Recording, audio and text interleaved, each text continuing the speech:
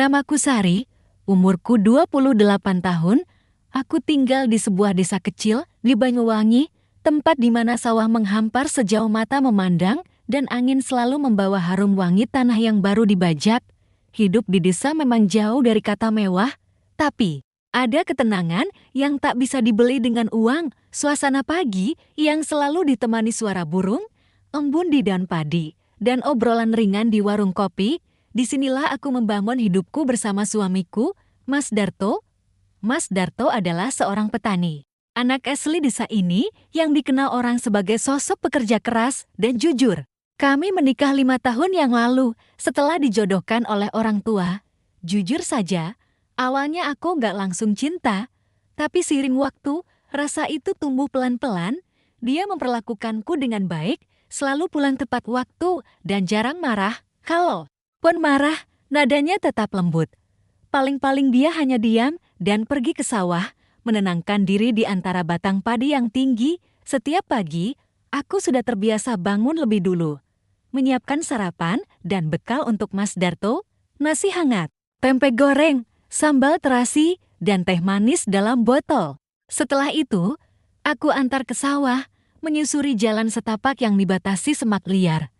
Kadang aku ikut duduk di gubuk kecil, menunggu dia istirahat sambil makan dan cerita soal hama, pupuk, atau tetangga sawah yang lupa bayar utang. Kadang aku juga ikut bantu, meski sekadar nyabutin rumput liar di pinggir galengan.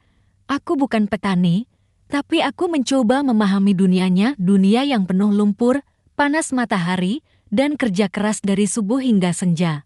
Orang-orang di kampung bilang kami pasangan serasi. Mereka iri melihat keharmonisan kami. Mereka sering bilang, Sari itu beruntung, dapat suami yang gak neko-neko. Aku cuma senyum, meski dalam hati ada rasa yang gak bisa kujelaskan. Rasa hampa, rasa kosong yang makin lama, makin sulit kututupi. Mungkin aku terlalu banyak menuntut, atau mungkin aku hanya manusia biasa yang ingin sedikit dimengerti, ingin didengar. Mas Darto memang baik, tapi dia bukan tipe laki-laki yang pandai bicara. Dia lebih suka diam, menyelesaikan semua dengan tindakan. Tapi bagiku, kadang diam justru lebih menyakitkan daripada kata-kata kasar. Ada hari-hari di mana aku duduk sendirian di dapur setelah masak, menatap panci kosong sambil merenung, pagi, siang, malam. Hidupku hanya berputar di dapur, ladang, dan kamar tidur. Tidak ada kejutan, tidak ada bunga di hari ulang tahun, tidak ada kamu capek ya. Di akhir hari, semua terasa seperti rutinitas yang hambar. Aku sempat berpikir, apakah semua pernikahan seperti ini? Apakah semua istri merasakan sepi yang sama, walau tidur di ranjang yang sama tiap malam? Pernah suatu hari, saat aku lagi sakit, badanku menggigil, dan aku nggak sanggup berdiri dari ranjang. Mas Darto tetap pergi ke sawah seperti biasa. Dia cuma bilang, kalau nggak kuat, istirahat aja, nanti sore aku bawain obat. Tidak ada pelukan, tidak ada genggaman tangan yang meyakinkan, hanya suara tenang yang terdengar seperti perintah. Hari itu aku benar-benar merasa sendirian, padahal aku punya suami. Tapi entah kenapa, hatiku terasa seperti rumah kosong yang nggak pernah dikunjungi, dan dari situ, aku mulai berpikir banyak hal. Aku mulai sering merenung, duduk di beranda rumah sambil melihat sawah. Di saat itu, aku merasa ada bagian dari diriku yang perlahan-lahan menghilang. Dulu aku perempuan ceria, suka tertawa, suka ngobrol. Sekarang aku lebih banyak diam. Kadang menangis diam-diam saat malam, saat Mas Darto sudah tidur dan rumah benar-benar sepi.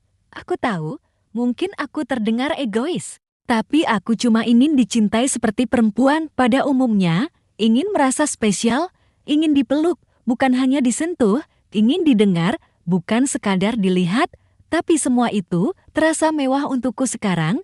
Hidup di desa seperti ini membuat semua orang berpikir bahwa masalah rumah tangga adalah urusan pribadi yang harus ditelan sendiri. Gak ada tempat buat curhat. Kalau aku cerita ke ibu, pasti jawabannya, sabar, Sari namanya juga istri. Kita yang harus ngerti suami. Kalau aku cerita ke teman, malah bisa jadi bahan gosip.